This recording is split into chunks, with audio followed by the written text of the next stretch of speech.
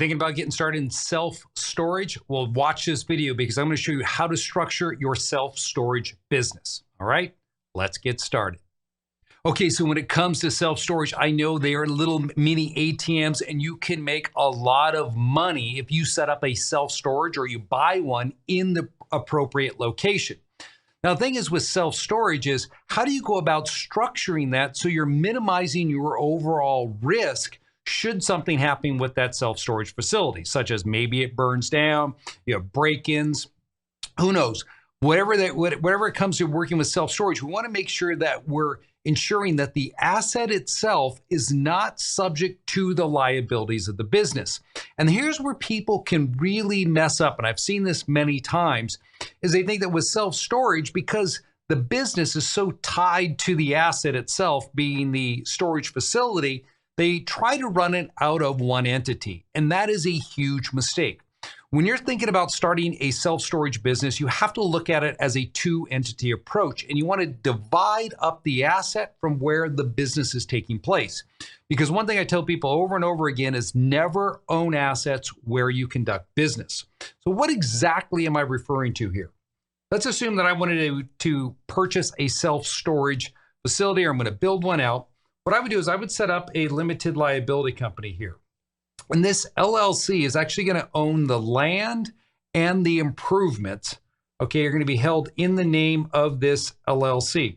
Now, obviously, of course, when we're setting up that limited liability company, if this was an Alabama LLC, I would also want that to be held by my Wyoming LLC, so it gives me privacy. This is really important, especially if you're going to be an owner-operator of your self-storage facility, because people will associate this facility back to you as an individual.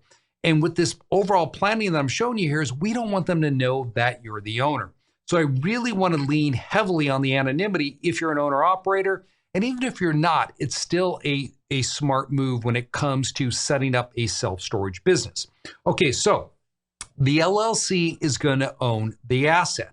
But the LLC is not going to be conducting the business because the liability typically is going to run to the business itself, not to the property owner. And so what we want to do here is we want to create a separate entity over here. Let's call this one Fast and Secure Storage.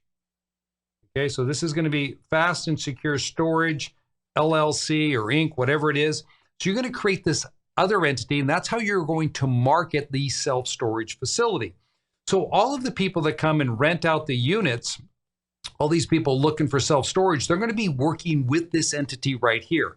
Now, normally this entity right here would be set up as either a C or S corporation for federal tax purposes. You'll not be setting this up as a partnership or disregarded entity because that's going to make you a sole proprietor. So we have this business that we've set up. It's where we're going to do our marketing under. It's where we're going to deal with our renters.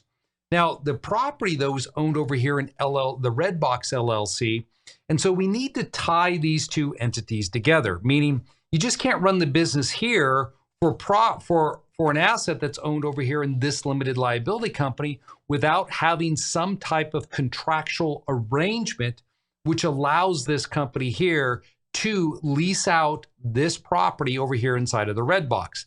Now, see, this is what happens a lot when it comes to entity planning, is that when I'm talking to individuals, they'll come up with some structures. They may natively understand, oh, I shouldn't have the self-storage property in with the business because if somebody sues the business, then they get access to my property. I need to have it in a different entity. So they set up two different entities, one for the business and one for the property, but they don't tie them together. And if you don't tie them together in a contractual relationship that embodies what you're intending to do, if something were to go wrong here in the business, a attorney that represents one of these individuals up here could easily make the claim that it's one common enterprise and bring these assets over here into the business and then make a claim against the assets themselves. So what am I meaning here is that in order to make this work and protect you, you have to have a contractual relationship between the orange box and the red box. Now, what would we call this? We would call this a lease agreement. Okay.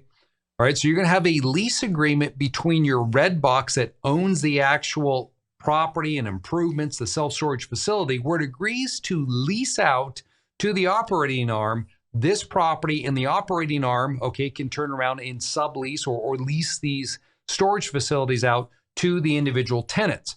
Now, not only do you need that agreement, of course, you have to make sure you have a rental agreement between the orange box, your operating arm, and each tenant that's going to be becoming a renter that's going to rent out the space. Now, when they're renting out the space, we want to make sure in those agreements that the renter agrees that all claims and liability for any damage to their property runs strictly to this corporation, and they agree to hold all other parties, third parties, harmless for any claims. So that's key as well, because we want to make sure that we're cutting the liability off here. We don't want our actual property itself to be subject to a claim that is truly brought against that business.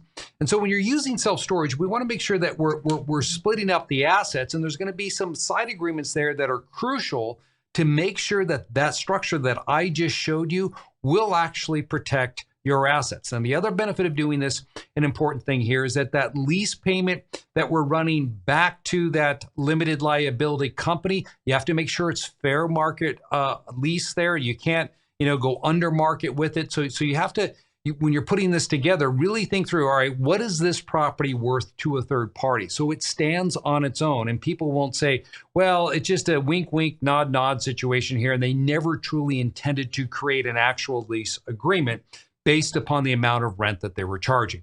Listen, if it seems kind of obscure to you and you want to learn more about this strategy, click on the link below in my show notes. You can sign up for a free strategy session where you can work with somebody inside of my firm. We'll spend 30, 45 minutes with you.